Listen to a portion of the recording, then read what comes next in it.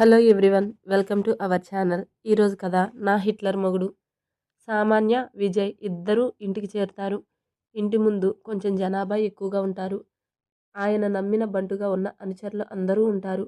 Politicians కదా అని నార్మల్గా ఉంటారు. కానీ ఏదో కొడుతూ ఉంటే ఇద్దరు ఇంట్లోకి వచ్చేసరికి న్యూస్ ఛానల్లో వస్తున్న న్యూస్ చూస్తూ అక్కడే ఆగుతారు. ప్రముఖ న్యూస్ ఛానల్లో మంత్రి అభిరామ్ రాజీనామా. కేవలం మంత్రి పదవికే కాదు, ఎమ్మెల్యేగా, పార్టీ అభ్యర్థిగా కూడా రాజీనామా చేశారు. ఆ న్యూస్ చూసి అన్నా చెల్లెలు ఇద్దరు మొహమొహాలు చూసుకుంటారు. ఏమైంది, సడన్గా డిసిషన్ ఏంటి అన్నట్టు. మళ్ళీ న్యూస్ ఛానల్లో అభిరామ్ రాజీనామాతో రాష్ట్ర రాజకీయాల్లో ఊహించని మార్పు జరగబోతుందా? సేమ్ అదే న్యూస్. దేవికాని వదిలిపెట్టి ఆఫీస్కి వెళ్ళిన ఆదిత్య తన ఛాంబర్లో చూస్తూ ఉంటాడు. అభిరామ్ ఇంట్లో హాల్లో సెంట్రల్ సోఫాలో అభిరామ్ ఉంటాడు. అభిరామ్ తండ్రి: ఏంట్రా ఈ పిచ్చి ఆలోచన? ఎందుకు రాజీనామా చేశావు? నా ఇష్టం నాన్న.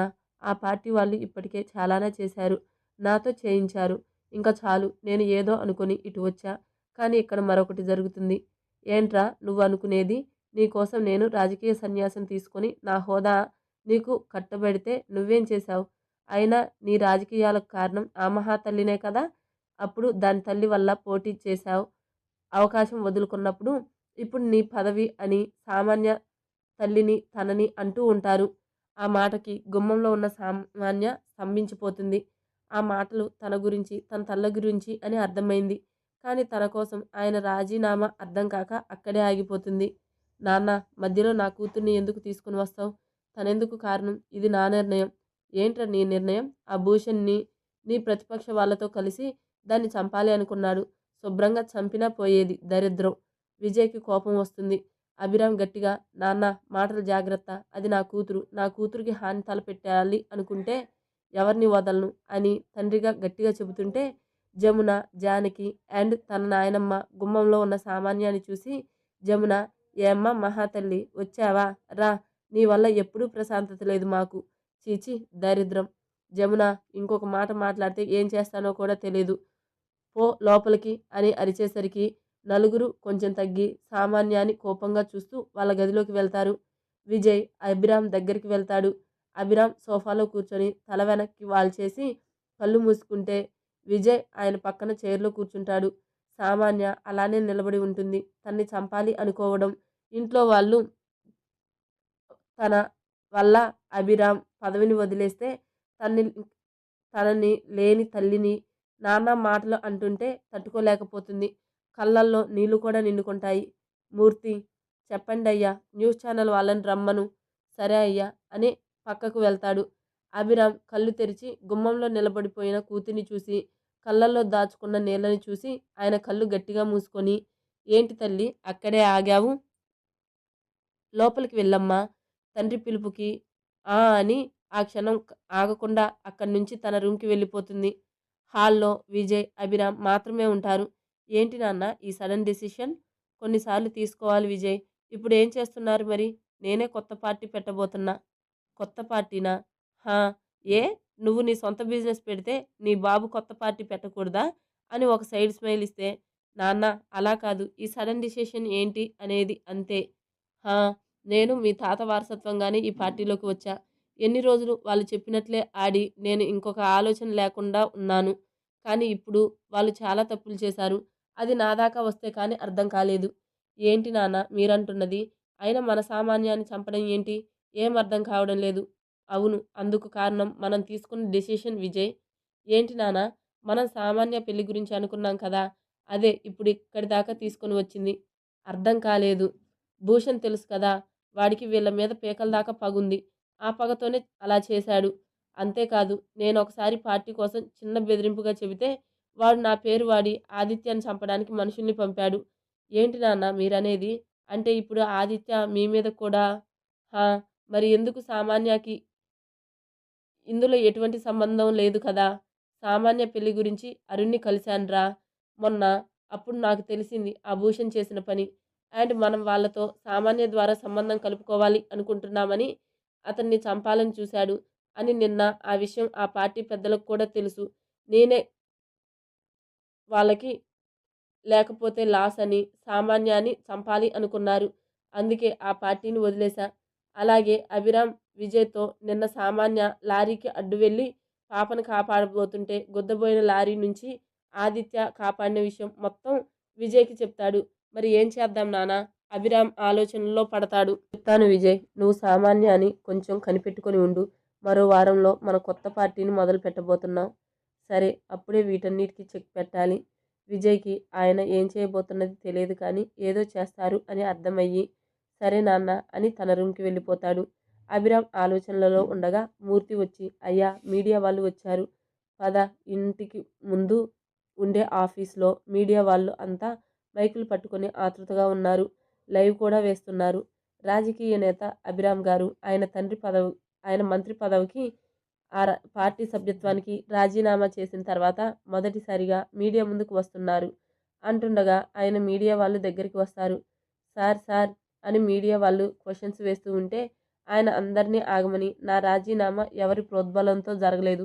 అది కేవలం నా నిర్ణయం మాత్రమే. అలాగే మరో పార్టీలో చేరడము లేదు. మిమ్మల్ని ఇక్కడి వరకు పిలిపించడానికి కారణం, నేను సొంత పార్టీ స్థాపించబోతున్నాను. అది మీ ద్వారా ప్రజలకు తెలియజేయాలన్నదే నా ఉద్దేశం. అలానే ఒక్కటే, నేనెప్పుడు ప్రజల మంచే చేస్తాను.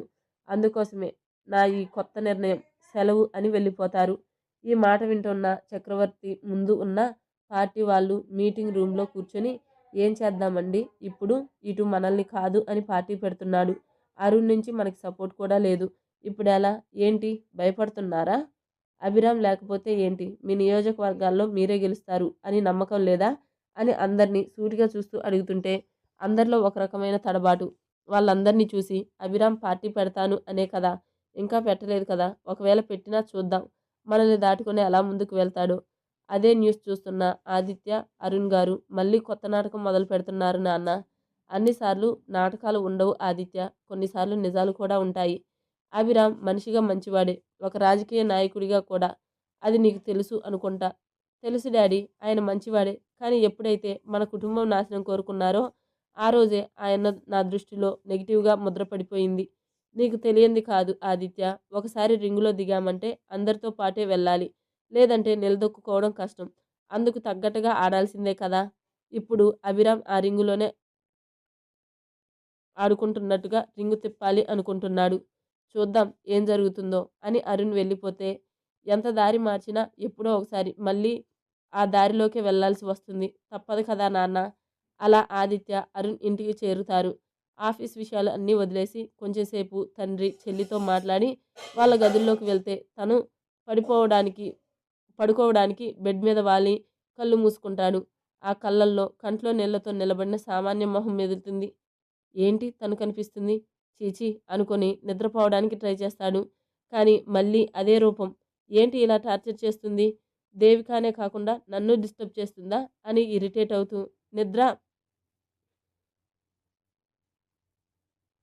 నిద్ర రాక ల్యాప్టాప్ ఓపెన్ చేసి ఆఫీస్ వర్క్ చేస్తూ ఎప్పుడో మధ్యరాత్రికి నిద్ర దేవతని ఆహ్వానిస్తాడు. ఆ రాత్రి సామాన్యకి నిద్ర దూరం అవుతుంది. అలాగే టెర్రస్ మీద తిరుగుతూ ఉంటే తన దగ్గరికి వస్తాడు అభిరామ్. ఏంటి తల్లి, ఇంకా పడుకోలేదా? ఏం మాట్లాడదు. ఏంటి తల్లి, ఈ నాన్నతో మాట్లాడవా? నా వల్ల పదవిని వదిలేశాను అని ఎందుకు అన్నారు మీరు?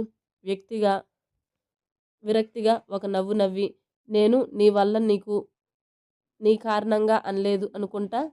ఎలా అన్నా అందరికీ మరోలా అన్నీ అర్థమవుతుంది. అయినా నన్నెందుకు వాళ్ళు టార్గెట్ చేశారో తెలియదు. తెలుసుకోవాలి అని కూడా నేను అనుకోవడం లేదు. ఎందుకంటే నా జీవితం మీద అసలు కోరికలు నాకు లేవు. కానీ నా వల్ల మరొకరు ప్రాణాల మీదకి వస్తుంటే భరించలేకున్నా. నిన్న ఆ లారీ మిగిలిన వాళ్ళని గుద్దుకుంటూ నన్ను గుద్ది యాక్సిడెంట్గా మార్చాలి అనుకున్నారు.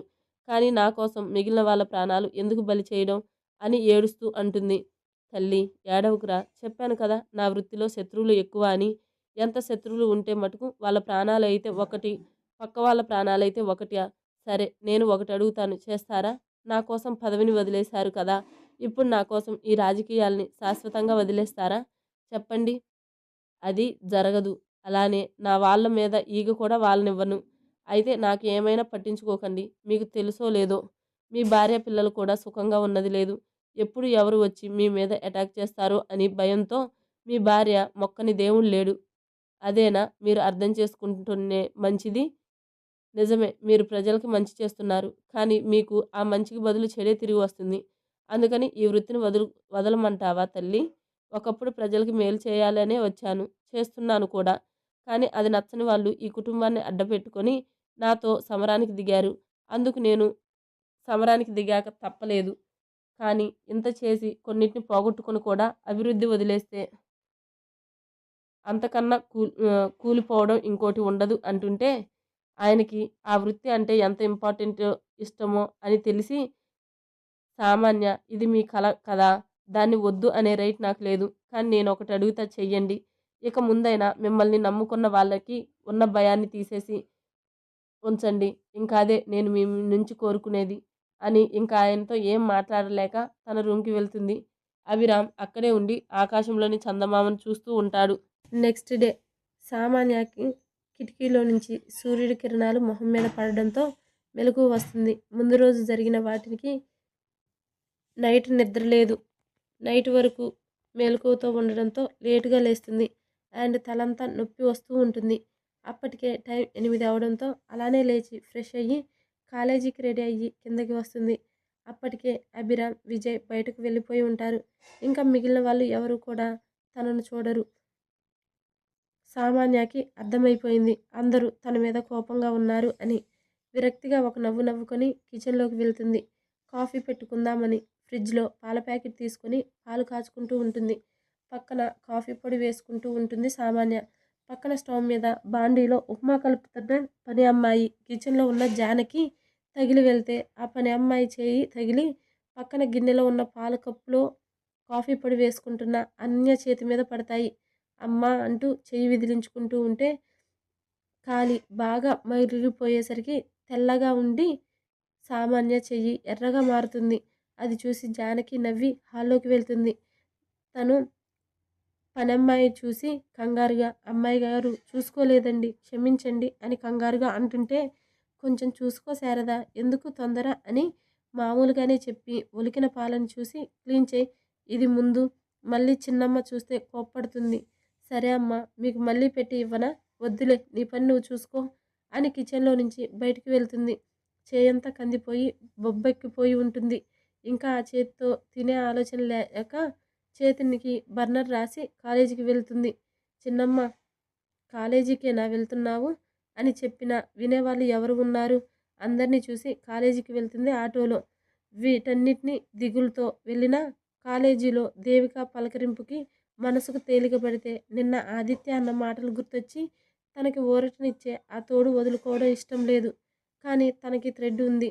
అది తన పక్కన ఉంటే వాళ్ళకు కూడా అంత మంచిది కాదు అనుకొని తనని అవాయిడ్ చేస్తుంది. అలా క్లాస్కి వెళ్తుంది. మధ్యాహ్నంకి కూడా ఫుడ్ తినే ఆలోచన లేదు. అలాగే ఉంటుంది. అలా ఈవినింగ్ అవుతుంది. దేవికాని పట్టించుకోకుండా తను త్వరగా వెళ్ళిపోతుంది. దేవిక చాలా ఫీల్ అవుతుంది. ఎందుకు తనని అవాయిడ్ చేస్తుందో అని. అలా ఆలోచిస్తూ ఉంటే కారు రావడం ఇంటికి వెళ్తుంది. ఆఫీస్లో ఆదిత్య క్యాబిన్లో ఏంటి నాన్న సడన్గా పెళ్ళి ఏంటి? ఇప్పుడు నాకు అంత ఇంట్రెస్ట్ లేదు. నీ ఇష్టం ఆదిత్య. కానీ ఏ వయసులో జరిగే ముచ్చట ఆ వయసులోనే జరగాలి. అప్పుడే బాగుంటుంది. కానీ ఇప్పుడు పెళ్ళి అంటే కొత్త జీవితం, కొత్త బాధ్యతలు వస్తాయి నాన్న. ఎప్పటికైనా అవి కొత్త బాధ్యతలు ఆదిత్య యాక్సెప్ట్ చేస్తూ బ్యాలెన్స్గా ముందుకు వెళ్ళాలి నాన్న. నాకు ఉంటుంది కదా నా పిల్లలు సంతోషంగా చూడాలి అని. నా ఆనంది మళ్ళీ మీ పాపగా పుట్టి నాతో ఆడుకోవాలి అని కొంచెం ఎమోషనల్ అవుతుంటే ఆదిత్య ఆయన్ని హక్ చేసుకొని సరే మీ ఇష్టం నాన్న. సామాన్య ఇంటికి రావడం ఎవరూ పట్టించుకోరు. తను ఒకటి ఉంది అనే ఆలోచన కూడా లేదు వాళ్ళకి. అభిరామ్ కొత్తగా పార్టీ గురించి పనుల్లో ఉంటే విజయ్ తన కంపెనీ కొత్త ప్రాజెక్ట్ అండ్ తండ్రి చెప్పిన కొన్ని పనులలో బిజీ అవుతాడు. సామాన్య గురించి ఆలోచించే వాళ్ళు కరువయ్యారు ఆ ఇంట్లో. నైట్ ఆదిత్య ఇంటికి వెళ్ళేసరికి మూడీగా కూర్చొని ఉంటుంది దేవిక. ఫ్రెష్ అయ్యి గార్డెన్లో ఉన్న దేవిక దగ్గరికి వెళ్తాడు ఆదిత్య. ఏమైంది ఈరోజు దేవి కాస్త సైలెంట్గా ఉంది? ఏం లేదు అన్నయ్య అని నవ్వితే నువ్వేం లేదు అంటే ఏదో ఉంది కానీ చెప్పు. ఈరోజు సైన్స్ నాతో అస్సలు సరిగ్గా మాట్లాడలేదు. మూడీగా ఉంది. నాతో మాట్లాడకుండా వెళ్ళిపోయింది. ఈరోజు క్లాస్లో కూడా డల్గానే ఉంది తను. ఏంటే నువ్వు క్లాస్ వినకుండా తన్ని చూస్తూ ఉన్నావా అన్నయ్య అంటూ ఆదిత్య భుజం పై తలవాల్చి తన్ను నాకు అమ్మ కనిపిస్తుందిరా. ఎప్పుడు నాకు అమ్మ గుర్తొచ్చినా నా ముందుకు వచ్చేదిరా. మొన్న తను నాతో మాట్లాడితే చాలా హ్యాపీగా ఉంది. కానీ ఈరోజు మాట్లాడుకుంటే ఎలానో ఉందిరా. నిన్న తను నేను ఫుడ్ తినను అంటే తనే తినిపించింది కూడా అని డల్ అవుతుంటే దేవిక చెబుతుంటే సామాన్య గురించి ఆదిత్య ఆలోచనల్లో పడతాడు. దేవిక ఏంట్రా చిన్నపిల్లలా?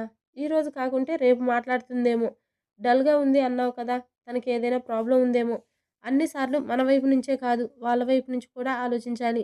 అయితే రేపు మాట్లాడుదాం. మాట్లాడుతుందా? హా! మాట్లాడుతుందిలే. ఏం ఆలోచించకు. సరేనా అని దేవికని కొంచెం సేపు మాట్లాడుతుంటే అరుణ్ గారు కూడా పిల్లలతో జాయిన్ అయ్యి కాసేపు ప్రశాంతంగా మాట్లాడుకుంటూ ఉంటారు. నెక్స్ట్ డే సామాన్యకి కిటికీలో నుంచి సూర్యుడి కిరణాలు మొహం మీద పడడంతో మెలకువ వస్తుంది. ముందు రోజు జరిగిన వాటికి నైట్ నిద్ర లేదు. నైట్ వరకు మెలకువతో ఉండడంతో లేటుగా లేస్తుంది. అండ్ తలంతా నొప్పి వస్తూ ఉంటుంది. అప్పటికే టైం 8 అవడంతో అలానే లేచి ఫ్రెష్ అయ్యి కాలేజీకి రెడీ అయ్యి కిందకి వస్తుంది. అప్పటికే అభిరామ్, విజయ్ బయటకు వెళ్ళిపోయి ఉంటారు. ఇంకా మిగిలిన వాళ్ళు ఎవరు కూడా తనను చూడరు. సామాన్యకి అర్థమైపోయింది అందరూ తన మీద కోపంగా ఉన్నారు అని. విరక్తిగా ఒక నవ్వు నవ్వుకొని కిచెన్లోకి వెళ్తుంది. కాఫీ పెట్టుకుందామని ఫ్రిడ్జ్లో పాల ప్యాకెట్ తీసుకొని పాలు కాచుకుంటూ ఉంటుంది. పక్కన కాఫీ పొడి వేసుకుంటూ ఉంటుంది సామాన్య. పక్కన స్టవ్ మీద బాండీలో ఉప్మా కలుపుతున్న పని అమ్మాయి కిచెన్లో ఉన్న జానకి తగిలి వెళ్తే ఆ పని అమ్మాయి చేయి తగిలి పక్కన గిన్నెలో ఉన్న పాల కప్పులో కాఫీ పొడి వేసుకుంటున్న అన్య చేతి మీద పడతాయి. అమ్మా అంటూ చెయ్యి విదిలించుకుంటూ ఉంటే కాలి బాగా మరిగిపోయేసరికి తెల్లగా ఉండి సామాన్య చెయ్యి ఎర్రగా మారుతుంది. అది చూసి జానకి నవ్వి హాల్లోకి వెళ్తుంది. తను పనమ్మాయి చూసి కంగారుగా అమ్మాయి గారు చూసుకోలేదండి క్షమించండి అని కంగారుగా అంటుంటే కొంచెం చూసుకో శారదా ఎందుకు తొందర అని మామూలుగానే చెప్పి ఒలికిన పాలను చూసి క్లీన్ చేయి ఇది ముందు మళ్ళీ చిన్నమ్మ చూస్తే కోప్పడుతుంది. సరే అమ్మ మీకు మళ్ళీ పెట్టి ఇవ్వనా? వద్దులే నీ పని నువ్వు చూసుకో అని కిచెన్లో నుంచి బయటికి వెళ్తుంది. చేయంతా కందిపోయి బొబ్బెక్కిపోయి ఉంటుంది. ఇంకా ఆ చేతితో తినే ఆలోచన లేక చేతికి బర్నర్ రాసి కాలేజీకి వెళ్తుంది. చిన్నమ్మ కాలేజీకేనా వెళ్తున్నావు అని చెప్పినా వినేవాళ్ళు ఎవరు ఉన్నారు? అందరినీ చూసి కాలేజీకి వెళ్తుంది ఆటోలో. వీటన్నిటినీ దిగులుతో వెళ్ళినా కాలేజీలో దేవిక పలకరింపుకి మనసుకు తేలిక పడితే నిన్న ఆదిత్య అన్న మాటలు గుర్తొచ్చి తనకి ఊరటనిచ్చే ఆ తోడు వదులుకోవడం ఇష్టం లేదు. కానీ తనకి థ్రెడ్ ఉంది. అది తన పక్కన ఉంటే వాళ్ళకు కూడా అంత మంచిది కాదు అనుకొని తన్నే అవాయిడ్ చేస్తుంది. అలా క్లాస్కి వెళ్తుంది. మధ్యాహ్నంకి కూడా ఫుడ్ తినే ఆలోచన లేదు. అలాగే ఉంటుంది. అలా ఈవినింగ్ అవుతుంది. దేవికాని పట్టించుకోకుండా తను త్వరగా వెళ్ళిపోతుంది. దేవిక చాలా ఫీల్ అవుతుంది. ఎందుకు తనని అవాయిడ్ చేస్తుందో అని. అలా ఆలోచిస్తూ ఉంటే కారు రావడం ఇంటికి వెళ్తుంది. ఆఫీస్లో ఆదిత్య క్యాబిన్లో ఏంటి నాన్న సడన్గా పెళ్ళి ఏంటి? ఇప్పుడు నాకు అంత ఇంట్రెస్ట్ లేదు. నీ ఇష్టం ఆదిత్య.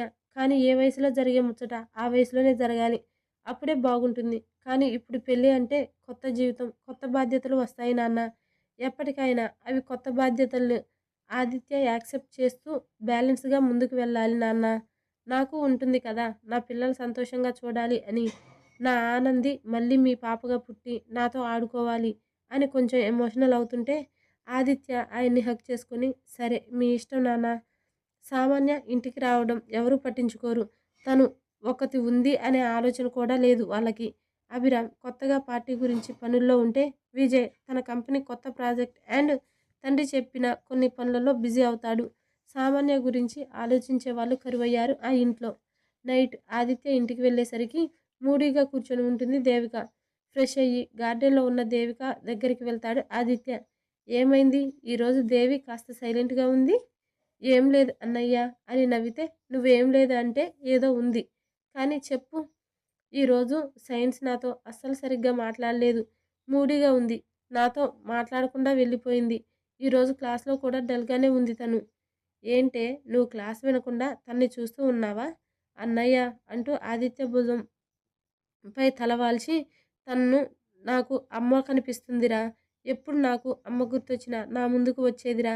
మొన్న తను నాతో మాట్లాడితే చాలా హ్యాపీగా ఉంది. కానీ ఈరోజు మాట్లాడుకుంటే ఎలానో ఉందిరా. నిన్న తను నేను ఫుడ్ తినను అంటే తనే తినిపించింది కూడా అని డల్ అవుతుంటే దేవిక చెబుతుంటే సామాన్య గురించి ఆదిత్య ఆలోచనల్లో పడతాడు. దేవిక ఏంట్రా చిన్నపిల్లలా ఈరోజు కాకుంటే రేపు మాట్లాడుతుందేమో. డల్‌గా ఉంది అన్నావు కదా! తనకేదైనా ప్రాబ్లమ్ ఉందేమో. అన్ని సార్లు మన వైపు నుంచే కాదు, వాళ్ళ వైపు నుంచి కూడా ఆలోచించాలి. అయితే రేపు మాట్లాడుదాం. మాట్లాడుతుందా? ఆ! మాట్లాడుతుందిలే. ఏం ఆలోచించకు. సరేనా అని దేవికాని కొంచెం సేపు మాట్లాడుతుంటే అరుణ్ గారు కూడా పిల్లలతో జాయిన్ అయ్యి కాసేపు ప్రశాంతంగా మాట్లాడుకుంటూ ఉంటారు. ముందు సామాన్య అభిరామ్ కూతురు అని ఒక షాక్ తగిలితే, మళ్ళీ తన మొదటి భార్య కూతురు అని తెలిసి చిన్నగా డబుల్ షాక్ అవుతాడు. ఆ రోజు తను అభిరామ్‌తో రావడం చూసి తప్పుగా అనుకున్నాను అని ఫీల్ అవుతాడు. అలా పెళ్లి గురించి పొలిటికల్ సర్కిల్, బిజినెస్ సర్కిల్ అందరికీ తెలుస్తుంది. కానీ అఫీషియల్‌గా మాత్రం అటు అరుణ్ గారికి కానీ, ఇటు అభిరామ్‌కి గానీ అనౌన్స్ చేయరు. జమునకి తెలుస్తుంది. సామాన్య పెళ్లి విషయం. అభిరామ్‌ని అడుగుదామని డిసైడ్ అవుతుంది. కానీ జానకి ఆపేస్తుంది. అమ్మా! ఇప్పుడు నువ్వడిగితే మాత్రం ఈ పెళ్లి ఆగదు కదా! ఒకవేళ ఆగినా మనకే కదా లాస్. ఏంటి నువ్వనేది? అవునమ్మా! నాన్న ఏమైనా దాని మీద ప్రేమతో ఈ పెళ్లి చేస్తున్నాడు అనుకుంటున్నావా? మరి ఇది ఆయన పొలిటికల్ స్ట్రాటజీ. ఆదిత్యదేవ్ వాళ్ళ సపోర్ట్ ఉండబట్టే ఇంతకుముందు నాన్న ఉన్న పార్టీ విన్ అయింది. కానీ ఈసారి వాళ్ళ సపోర్ట్ ఇవ్వము అని చెప్పారంట. అప్పుడే నాన్న అప్పటినుంచి అనుకుంటున్న ప్లాన్ పార్టీ నుంచి వేరు అవ్వాలి అని. కొత్త పార్టీ పెట్టుకుందామని ఆలోచించారు. ఆదిత్య వాళ్ళ సపోర్ట్ ఎలా అయినా నాన్న పార్టీకి పెట్టి సంపాదించాలి అనుకున్నారు. అప్పుడు మనం పెళ్ళి అని తీశాము. నువ్వు నా గురించి అంటే అన్నయ్య పోయి ఆ సామాన్య పేరు తీశాడు. అలా పెళ్ళి అని అరుణ్ గారితో మాట్లాడారంట. అండ్ ఈ విషయం కూడా పార్టీలో తనకు వ్యతిరేకంగా ఉండే వాళ్ళకి చేర్చారు. అప్పుడు వాళ్ళ ముందు నాన్నగారు ఆ ఆదిత్యతో కలవకూడదు. అందుకు ముఖ్య కారణం సామాన్య తన్ని చంపమని లారీ పంపారట తన మీదకి. ఎక్కించి యాక్సిడెంట్ చేయడానికని తప్పించుకుంది అంట. అప్పుడు ఆ విషయం అడ్డుపెట్టుకొని పార్టీకి రాజీనామా చేసి కొత్త పార్టీ పెట్టి ఇప్పుడు స్వయంగా అభ్యర్థిగా సీఎం అభ్యర్థిగా ఉన్నారు. అండ్ ఈ పెళ్ళి అయితే సీఎం కూడా అవుతారు. కానీ నీకు ఆ అబ్బాయి అంటే ఇష్టం కదా! మరి నువ్వు వదులుకుంటావా? నేనెందుకు వదులుకుంటానమ్మా? మరి? అమ్మా ఒకటి ఆలోచించు. పెళ్లి జరుగుతుంది. కానీ అది జీవితాంతం ఆ ఆదిత్యతో ఉండాలి అంటే బ్రతకాలి కదా అమ్మా! ఏంటే నువ్వనేది? అవునమ్మా! నాన్న శత్రువులందరూ ఇప్పుడు దాని మీద ఫోకస్ పెట్టారు. ఒకవేళ పెళ్ళైనా అది చావడం గ్యారంటీ. ఒకవేళ తప్పించుకున్నా ఎంతమంది నుంచి తప్పించుకుంటుంది చెప్పు? అది ఎటు వెళ్ళినా దాని ప్రాణం తీసే వరకు వాళ్ళు వదలరు. అప్పుడు అది సచ్చిన తర్వాత నాన్న నా పెళ్ళి ఆయనతో చేస్తారు. ఏమంటావు? ఆలోపు నేను చదువు కంప్లీట్ చేసి ఎంజాయ్ చేస్తాను. హా! సరే. మరి అవును ఈ విషయాలన్నీ నీకెలా తెలుసు? అదా! ఇందాక మూర్తి అంకుల్ ఎవరితోనో ఫోన్‌లో అంటుంటే విన్నాను. అండ్ ఇంకొక విషయం తెలుసా? ఇంతవరకు ఈ పెళ్లి విషయం మనలాగానే ఆ సామాన్యకి కూడా తెలీదు. తెలిస్తే ఒప్పుకోదేమో అని ఎక్కడ ముందే మొండి చేస్తుందో అని నాన్న అన్నీ చూసుకుంటున్నారు. మరి మీ అన్నయ్య చెప్పకుండా ఉంటాడా? అందుకే కదా వాడికి కొత్త ప్రాజెక్ట్ అని బయటికి పంపి అక్కడ బ్లాక్ చేశారు. నాన్న వాడికి విషయం తెలీదు. మీ నాన్న వెన్నపూసిన కత్తిలాంటి వాడే అని అందరూ అంటుంటే ఏమో అనుకున్నా. నిజమే. మరి నా కొడుకంటే ఏమనుకున్నావు జమున? అని ఏదో పెద్ద ఘనకార్యం చేసినట్టు అంటుంది అభిరామ్ తల్లి. ఎవరి స్వార్థం కోసం వాళ్ళు ఆలోచించి సామాన్య జీవితాన్ని ప్రశ్నార్థకంగా మారేలా చేశారు. ఇవి ఏవీ తెలియని సామాన్య ఎవరి గురించి ఆలోచించకూడదు. తన గురించి తాను ఆలోచించుకోవాలి అనుకున్నా వాళ్ళ గురించి ఆలోచిస్తే చాలు అనుకొని తన పని తాను చూసుకుంటూ ఉంటుంది. ఆదిత్య వాళ్ళు దేవికని కూడా చెప్పరు. ఎందుకంటే అది అభిరామ్ ప్లానే కాబట్టి. దేవిక సామాన్యతో క్లోజ్ అని తెలుసుకొని మళ్ళీ తెలిస్తే సామాన్య పెళ్ళి వద్దు అంటే తన రాజకీయ జీవితానికి అర్థం ఉండదు అని అభిరామ్ ఆలోచన. అలా ఆదిత్య వాళ్ళ ఇంట్లో పెళ్లి పనులు స్టార్ట్ చేశారు. పెళ్లి చూపులు ఎవరు అంటే పెళ్ళికూతురు ఎవరు అంటే సర్ప్రైజ్ అని చెప్తారు దేవికకి. సర్ప్రైజ్ ఏంట్రా? నాకు నచ్చాలిగా. తను నీకు ఖచ్చితంగా నచ్చుతుంది. నన్ను నమ్ము. ఏమోరా అని తను కామ్‌గా ఉంటుంది. అలా పెళ్లి కార్డులు కూడా ప్రింటింగ్‌కి వెళ్ళిపోయాయి. ఒకరోజు ఆదిత్య సామాన్యతో ఒకసారి మాట్లాడాలి అనుకుంటాడు. అరుణ్ గారిని అడిగితే తెలీదు అంటాడు. అభిరామ్‌ని అడుగుదామని అనుకుంటారు. వద్దులే అని చెప్తాడు. సరేలే అని దేవికని తన నెంబర్ అడుగుతాడు. కానీ దేవిక దగ్గర తన నెంబర్ ఉండదు. ఎప్పుడు దేవిక కూడా అడగదు. సరేలే అని ఎలా సామాన్యతో మాట్లాడాలా అని ఆలోచిస్తుంటే మూర్తి గుర్తొచ్చి మూర్తికి ఫోన్ చేస్తాడు. చెప్పండి బాబు. మూర్తి గారు నాకొకసారి సామాన్య నెంబర్ ఇస్తారా? నా దగ్గర లేదు అని అడిగితే నోటి దూల ఉన్న మూర్తి అయ్యయ్యో మీ నెంబర్ ఇస్తే ఏమైనా ఉందా? సామాన్య అమ్మకి మీకు పెళ్ళి అని తెలిసిపోదు అని నోరు జారేస్తాడు. వాట్ ఏమంటున్నారు మూర్తి గారు? సామాన్యకి పెళ్లి గురించి తెలియదా? నాలుక ఖర్చుకొని బాబు అది నిజం చెప్పండి మూర్తి. అసలు ఏంటి ఇదంతా? ఇంకొక వారంలో పెళ్లి. కానీ ఇంతవరకు పెళ్లి కూతురికి పెళ్లి అని తెలియదా? ఎవరికి చెప్పొద్దు చెప్పొద్దు అంటుంటే బయట వాళ్ళకే అనుకున్నా. పెళ్లి కూతురికి కూడానా అని తెలీదు. బాబు అది అయ్యగారు చెప్పొద్దు అన్నారు. మాట్లాడకండి అసలు. మీరు మనుషులేనా? ఒక ఆడపిల్లకి పెళ్లి అంటే తన జీవితంలో ఎన్నో ఆలోచనలు ఉంటాయి. ఎన్నో హోప్స్ పెట్టుకుంటుంది. కనీసం అది కూడా ఆలోచించరా మీరు? మీరు మీ బుల్‌షిట్ రాజకీయాలు అని కోపంగా ఆదిత్య ఫోన్ కట్ చేసి పక్కన పడేసి తల వెనక్కి పెట్టి కూర్చొని ఆలోచిస్తూ ఉంటాడు. సారీ అండి. మధ్య మధ్యలో చాలా చోట్ల ఆగిపోయాను గదా! ఎందుకంటే ఫుల్లుగా జలుబు చేసి దగ్గు, గొంతు నొప్పి. అందుకనే చాలా అంటే చాలా హెల్త్ బాలేదు. అటు ఇటు జర్నీలు చేయడం వల్ల, వాటర్ చేంజెస్ వల్ల అసలు ఫుల్లుగా హెడ్‌ఏక్, జలుబు. అందుకే అట్లా వస్తుంది. ఈ ఒక్క ఎపిసోడ్‌కి అడ్జస్ట్ అవ్వండి ప్లీజ్. Thank you.